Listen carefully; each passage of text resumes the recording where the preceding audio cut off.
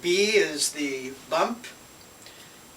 E, B-E-A-T, E stands for Egyptian. And Egyptian is kind of a funny monkey, but it gives a really nice visual.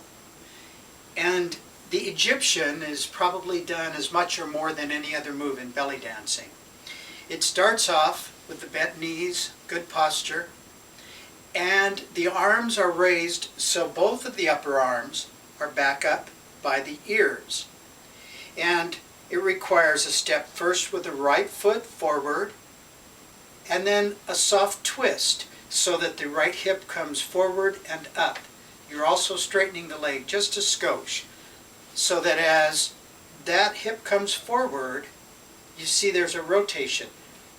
Try it with the left side and the right side. That's pretty plain. So there are arms involved, actually upper body rotation more than arms.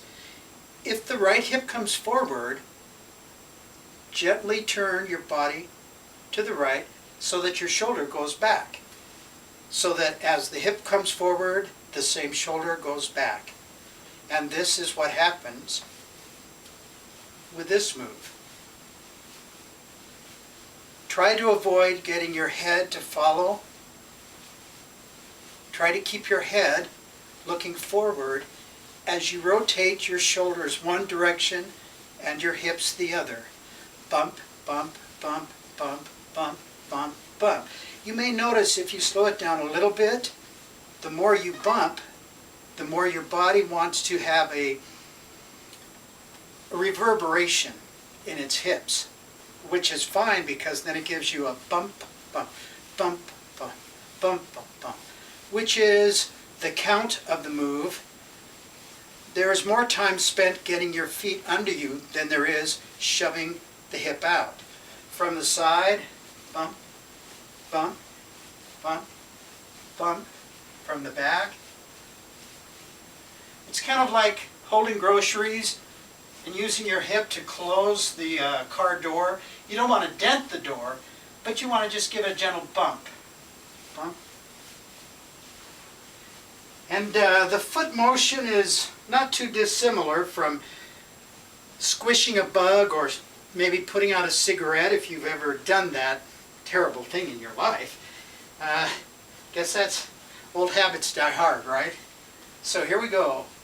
Step, step, step. You can also use this move in a rotation. And the nice part about this is you can actually move this forward and backwards just by taking steps with the other foot. Okay. B-E, bump, Egyptian. A is for the fish out of water. A is the Arabic.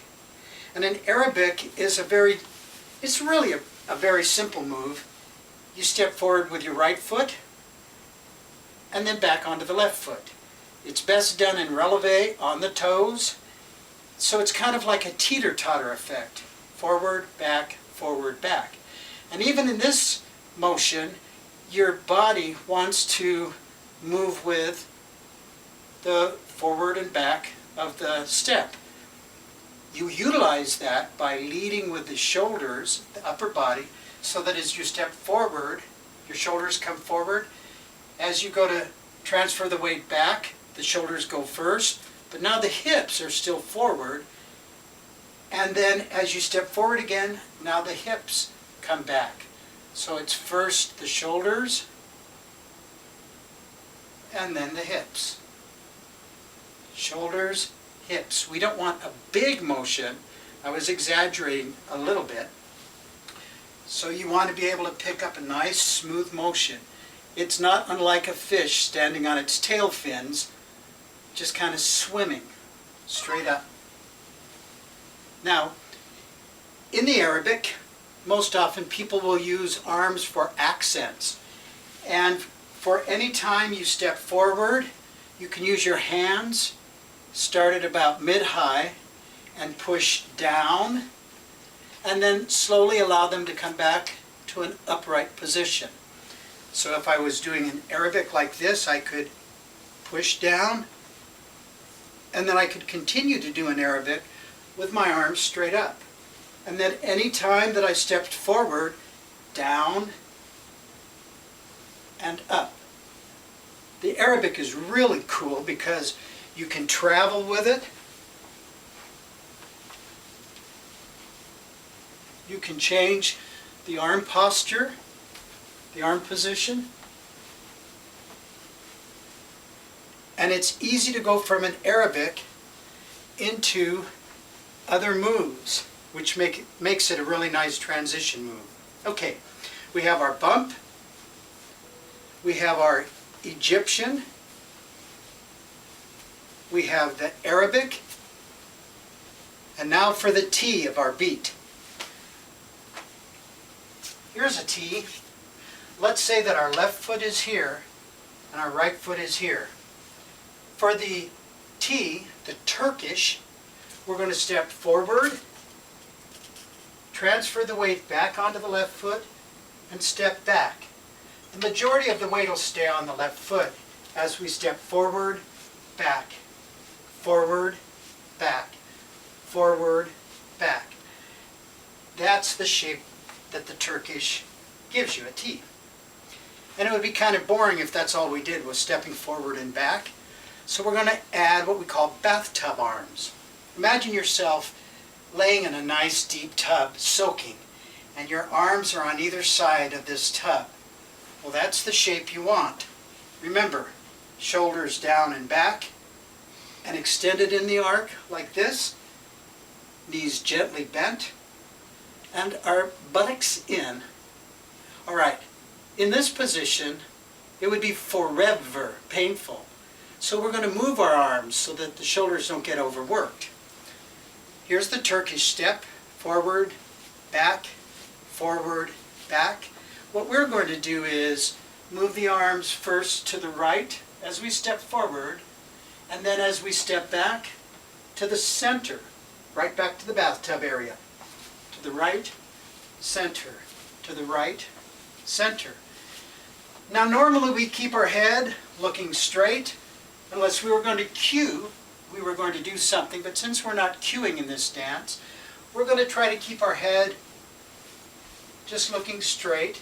And again, a great move for turning, forward, forward. Don't step too far with the Turkish. The more you step, the more weird undulations you get. And it looks confusing. It looks like some other move. So take little tiny steps, little tiny steps. Okay, there you go. You got your posture, you got your B, the bump, hip bump, you have the A, you have, no, we're not doing A, we're doing it differently. You have the B for the bump, you have the E for the Egyptian. Smash that bug, keep those shoulders back and down. The A for the Arabic, right, left, and you have the Turkish, where we're actually making a T with our feet. Forward, back, forward, back. Practice those 4 moves, get yourself into the posture, and I will see you at our first rehearsal. Thanks, guys.